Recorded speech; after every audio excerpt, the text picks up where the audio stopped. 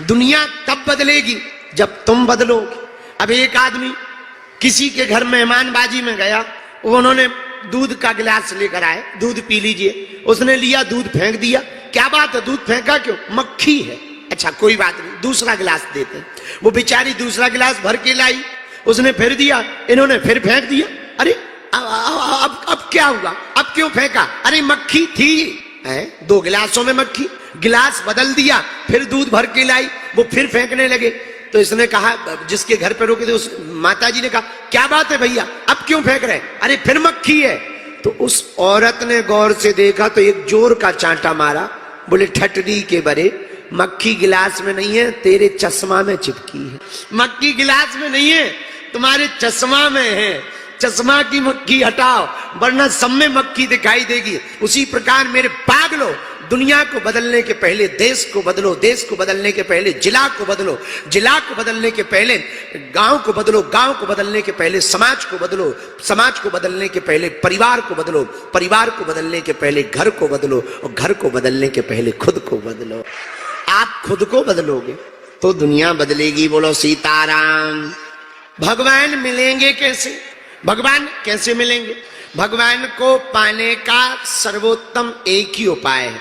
सुनो, भगवान या सफलता खोजने से नहीं मिलती है, भगवान या सफलता तो प्राप्त खो जाने से होती है। खो जाओ, उनमें डूब जाओ। डूबने का मतलब ये नहीं है कि तुम कल ही नदी में डूब जाओ, ना ना ना, उनके भाव में डूब जाओ, शरणागत हो जाओ। शरणागत का मतलब अंग्रेजी में सरेंडर, एकदम डिवोटी, सरेंडर। अपनी बुद्धि मत लगाओ, भगवान पर छोड़ दो। बोलो सीताराम। अगर आप अपना जीवन भगवान पर छोड़ दोगे तो तुम्हारी चिंता तुम्हारी नहीं रहेगी, तुम्हारी चिंता भगवान की हो जाएगी, हनुमान जी की हो जाएगी। फिर तुम्हारी चिंता को भगवान स्वयं करेंगे। एक घटना बता रहे हम आप। झांसी के बगल में एक गांव है, थोड़ा जंगल में, वहां एक बालक रहता है, नाम उसका पवन पुजारी।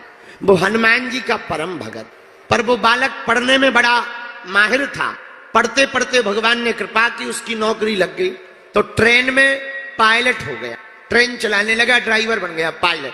पर हनुमान जी का इतना पागल भगत कि जब तक 2-4 घंटा हनुमान जी के सामने, उसी के गांव के जंगल में हनुमान जी का मंदिर था, रोज जाता, कीर्तन करता, फिर ट्रेन को लेकर जाता, 2-2 दिन बाद वापस आता, सीधा घर नहीं जाता, सीधा मंदिर जाता।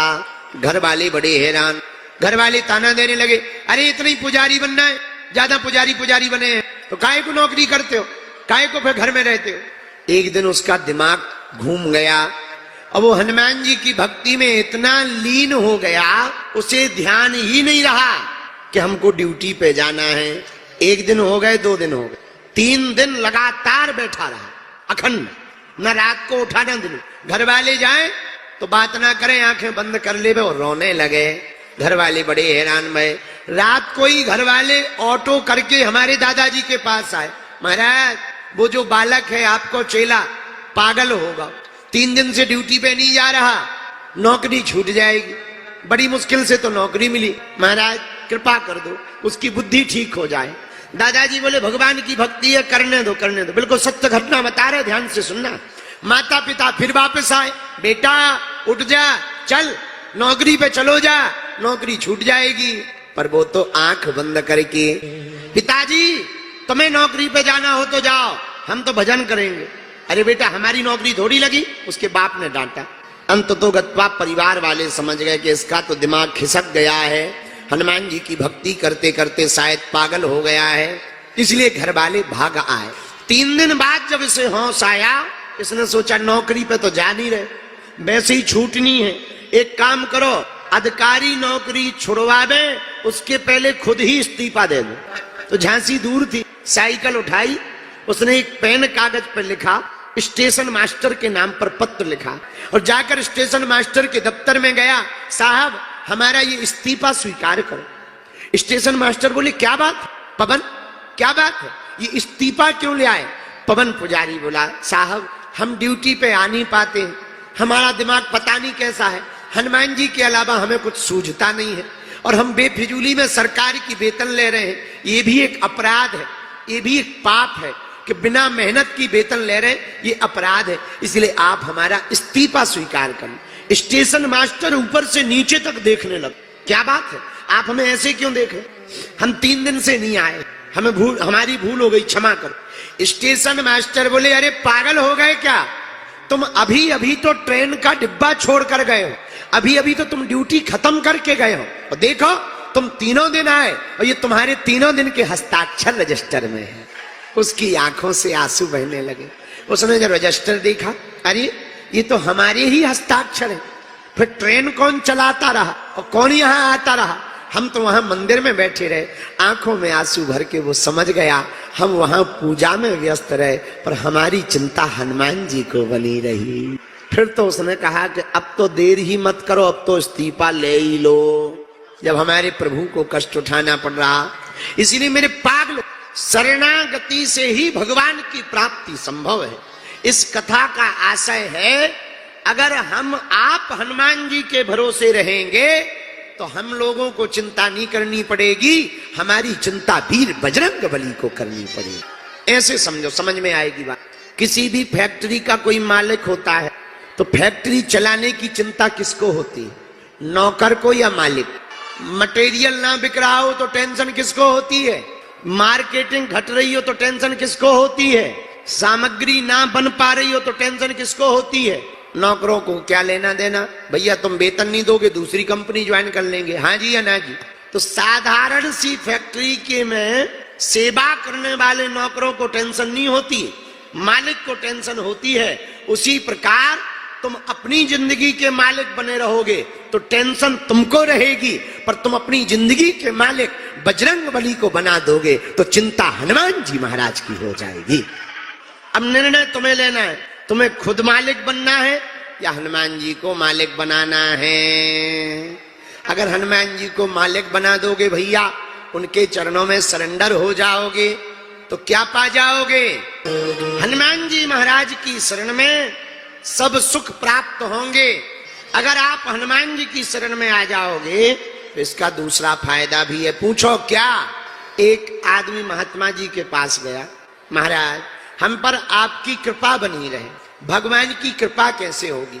महात्मा बोले, सुनो, तुम भगवान के बन जाओ तो तुम भी बन जाओगे, भगवान के अगर तुम बन जाओगे तो तुम भी बन जाओगे। ठीक है महाराज, पर भगवान का हनुमान जी का आभास होगा? होगा, ध्यान देना है, आभास होगा, बस तल्लीनता से भजन करना, जो आज्ञा।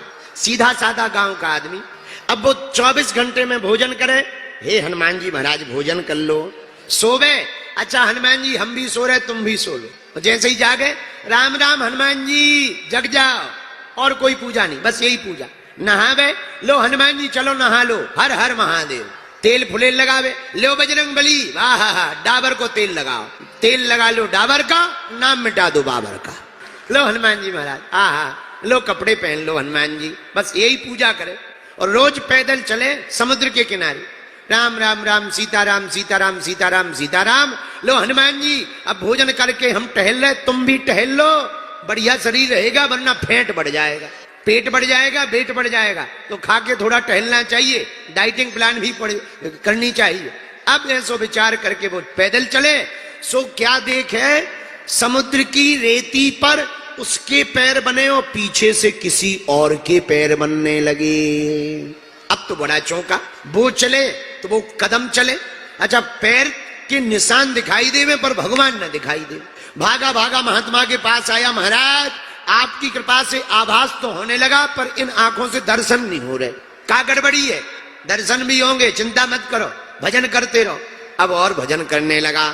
एक दिन बड़ा लफड़ा हो गया, वो रोज देखता कि रोज 2 चरण बनते, इसके भी और पीछे भगवान के भी, लेकिन एक दिन केवल भगवान के बने, इसके निशान ही मिट जाए। अब बड़ा टेंशन में हो गया कि कहीं हम भूत तो नहीं बन गया, कहीं हम मर तो नहीं गए, तो बार बार चोटियां लेवे, बार बार उठक बैठक करवे, बार बार अपनी सांस फुलावे, और फिर देखे अरे हम तो जिंदा है, हम तो जिंदा है। लेकिन फिर चले, इसके चरण ना बने पर हम भगवान के चरण बन जावे। घबराया हुआ महात्मा के पास गया, महाराज हमारे चरण नहीं बन रहे हैं, भगवान के भर चरण बन रहे हैं, आज हमारे निशान नहीं आ रहे। क्या बात है, कहीं ऐसा तो नहीं कि हमारा नंबर पूरा हो गया हो, जाने की देर आ गई हो। महात्मा बोले अरे पगला, यही तो और बढ़िया रहा। बोले क्या? महात्मा बोले बेटा, पहले तू अपने बल पर चल रहा था, अब भगवान ने तुझे गोद में उठा लिया है। अब हनुमान जी ने गोद में उठा लिया है, अब तुम उनके बल पर चल रहे हो। आहा, नैनों से आंसू बहने लगे। मेरे पागलों, इस कथा का अर्थ है, अगर तुम भगवान के प्रति सरेंडर हो जाओगे तो तुमको चलने का पुरुषार्थ भी नहीं करना पड़ेगा। चलते तुम दिखाई पड़ोगे, पर चलाएंगे वीर बजरंग बली। जैसे महाभारत में हुआ क्या, बाण जरूर अर्जुन ने मारे, पर आदमी तो भगवान नहीं ने मारे, ठाकुर जी ने। यही तो अर्जुन से कहा, हे अर्जुन, बेफिजूल की टेंशन मत लो, हमारा विराट रूप देखो। देखो तुम जिनको अपना सगा संबंधी मानते हो, सब हमारे मुंह में समाते जा रहे हैं। अर्जुन बोले अरे महाराज, ये सब आपके मुंह में क्या कर रहे हैं? भगवान बोले कर नहीं रहे, बस राम नाम सत्य हो रहा है। पर अर्जुन बोले ये सामने भी तो दिख रहे हैं। भगवान बोले दिखाई पड़ रहे, थोड़ी देर में नहीं दिखेंगे। एक काम करो, तुम बाण मारो, बाकी काम हम करेंगे। कितनी अद्भुत बात है। मेरे पागलों, हम विनम्र प्रार्थना करना चाहते, जो भगवान का भक्त हो जाता ना, जो भगवान का शरणागत हो जाता ना, जो भगवान के प्रति सरेंडर हो जाता, उसे नहीं कुछ करना पड़ता, वो थोड़ा सा भी करता है, बाकी काम पूर्ण पर ब्रह्म परमात्मा कर देता है।